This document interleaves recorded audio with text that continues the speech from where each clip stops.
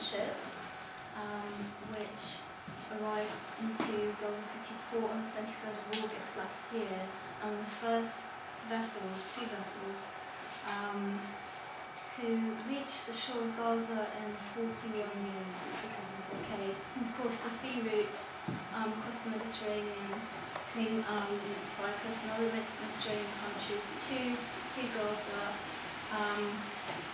it's a traditional sea route going back, centuries, and has only ever been closed since the time of the Israeli occupation.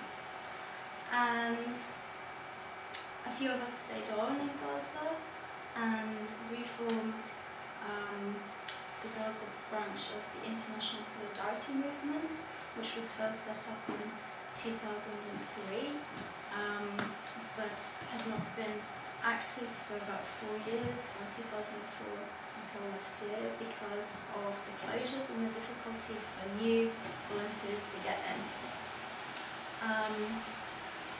We started working with Fidel, who was coordinating locally for us, and I stayed on for 11 months. I've just returned recently, and there was still a handful of members still working there, but unfortunately numbers are now dwindling because new volunteers are not able to get in. The boat that AD came on, which attempted to reach Gaza, just at the end of June, was abducted by the Israeli Navy in international waters just as they were approaching Gaza waters, not Israeli waters. Was going to bring a few new volunteers for us. So hopefully AD and one of the other colleagues will manage to get back in and keep that work going. The work really over the last year has involved a lot of accompaniment with Palestinian civilians who routinely face Israeli military aggression. This is prior to the December-January attacks.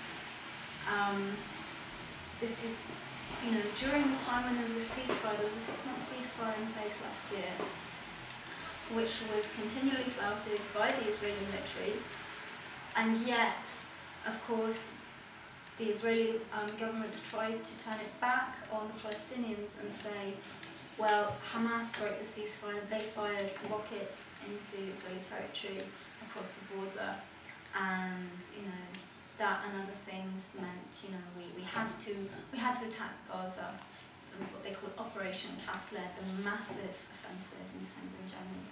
But if you actually look through the facts, the Israeli military were attacking Palestinian civilians on a regular basis, almost daily basis, throughout that entire 6-month ceasefire period. And they are continuing to do so now.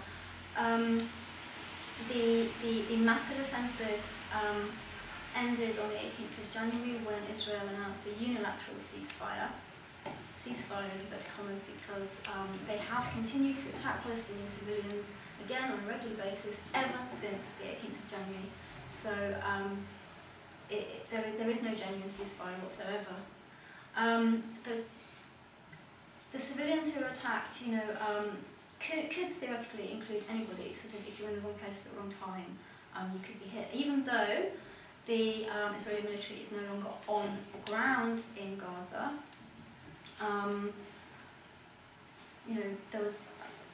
the Israeli military had been on the ground in Gaza for a long period of time until the, again, so-called disengagement in 2005 when they pulled out and the settlements were dismantled. But of course, during the December-January attacks, they came into Gaza, they re-invaded, they were on the ground during that 3-week period, from the 3rd of January when the ground offensive started, after a week of airstrikes, which also continued. They were on the ground. After the 18th of January, okay, they pulled out. They were no longer on the ground in Gaza, but they're on the border, they're in the sea, and they're still attacking Gaza from the air. They don't have to be physically on the ground to be attacking civilians. And like I say, if you're just in the wrong place at the wrong time, you could be hit by a drone, and unmanned light aircraft. Some models of which are capable of carrying 2 small missiles were used extensively during the 22-day offensive, and still randomly attack people now. Apache helicopters, S-16 fighter jets are still bombing certain areas, such as the border area between Rafah and Egypt, which is where there's tunnelling activity. Part of the Palestinian resistance to the siege. You said that you normalise you avoiding getting shot, right? Sorry? You were talking yesterday about how it becomes normal just to have fire passing you. Yeah. I'll get on to that just a moment, because that relates to a specific group of people. So yeah, if you happen to sort of live in an area, such as say Beit Hanun, very north, where there have been some incursions. Just as I was leaving Gaza, there was in fact an incursion into that area. Sort of brief the army coming in for a matter of hours, doing some damage and leaving again. And like I say, in Rafah, all the area is still being attacked by from the air.